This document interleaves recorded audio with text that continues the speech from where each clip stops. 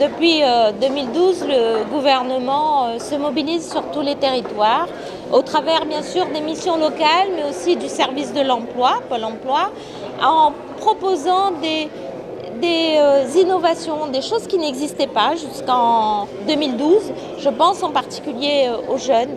D'abord sur la garantie jeune. Vous en connaissez, moi aussi, des jeunes qui étaient très loin de tout, qui voulaient faire des formations mais qui n'avaient pas la possibilité financière de le faire. La garantie jeune avec une aide de l'État permet à ces jeunes très éloignés de pouvoir rentrer dans un processus d'insertion. La garantie jeune, mais aussi les emplois d'avenir qui est le sujet qui nous a réunis aujourd'hui avec l'ensemble des partenaires, c'est 3 ans de contrat formés au SMIC, ça n'existait pas avant 2008. C'est aussi la volonté de faire de la qualité dans l'accompagnement des stages. Et puis avec la loi égalité réelle, nous souhaitons, pouvoir être aussi dans une mobilité proposée aux jeunes, l'aller, mais aussi le retour. Et pour faire ça, il faut que tout le monde sur le territoire guadeloupéen soit mobilisé, les collectivités, le monde de l'entreprise, parce qu'il faut organiser ce retour. Et puis tout ça n'est possible que si nous avons une vraie qualité dans la formation des jeunes et des moins jeunes.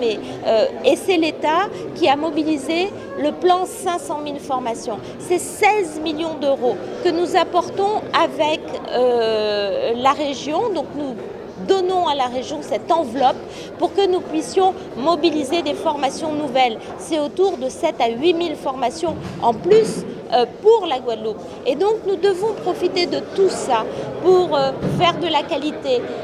Je souhaite moi que le projet de la technopole qui est porté ici localement, l'État prendra sa place dès que les choses avancent. Pour l'instant, elles ne sont pas suffisamment avancées, mais il faut que nous soyons dans des métiers nouveaux, porteurs d'emploi pour l'avenir. Et voilà, moi je souhaite qu'on parle aussi d'ambition pour la génération guadeloupéenne. Je veux qu'on parle aussi de liens avec les pays de la zone. Nous devons développer nos relations avec les pays de la zone. Nous devons former nos jeunes à la relation internationale. Et quand je dis ça, ça peut être dans le tourisme. Vous voulez être restaurateur, vous voulez avoir un métier dans le tourisme, mais vous pouvez vous former dans le pays d'à côté. C'est plus adapté, c'est moins loin, ça coûte moins cher et tout le monde est gagnant. Donc c'est cette dynamique que nous voulons impulser, pas seul. L'État fait à sa place avec l'ensemble des élus guadeloupéens qui sont très impliqués dans leur territoire et qui, en s'associant les uns et les autres, je suis persuadée que nous allons continuer à trouver des solutions.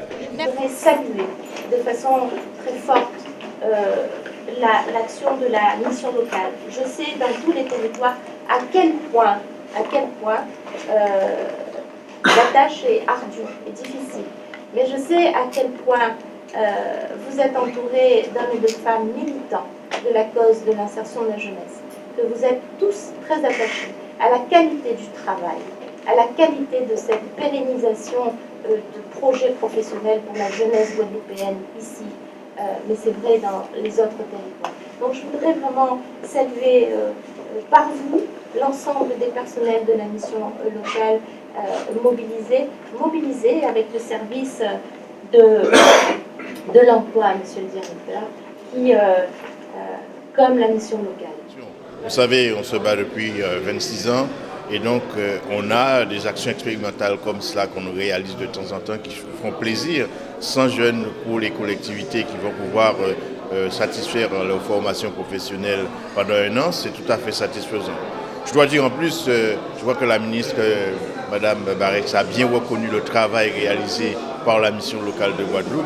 Et donc, on a, avec notre équipe très soudée, équipe dynamique, nous essayons, avec les moyens du bord, de faire le maximum pour l'insertion des jeunes. C'est vrai qu'ils sont nombreux, c'est un petit bout de chemin, il y a encore beaucoup de chemin encore à faire, mais je crois qu'on est suffisamment déterminés pour aller de l'avant.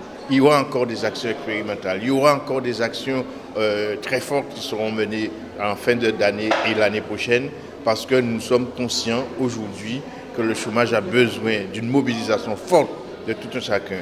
La mission locale représente la cohérence territoriale au niveau de l'insertion des jeunes. C'est un outil formidable. Je crois qu'on a intérêt à l'accompagner fortement dans tous les secteurs d'activité, mais aussi avec l'ensemble des collectivités territoriales et locales. Nous avons besoin de tous pour pouvoir réussir ce challenge de l'insertion des jeunes.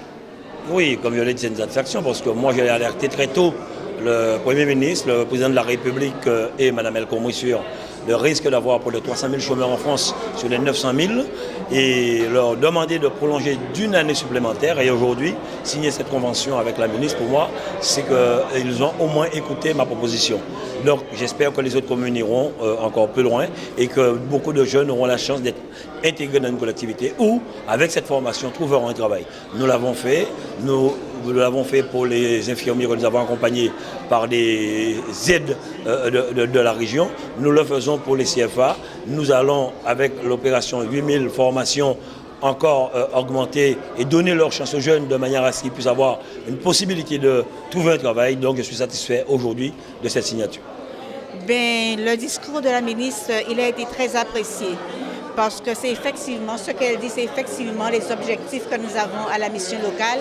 Vous savez, la mission locale, c'est le tremplin pour l'insertion des jeunes et un parcours professionnel qui soit dans l'objectif qu'ils se sont créés.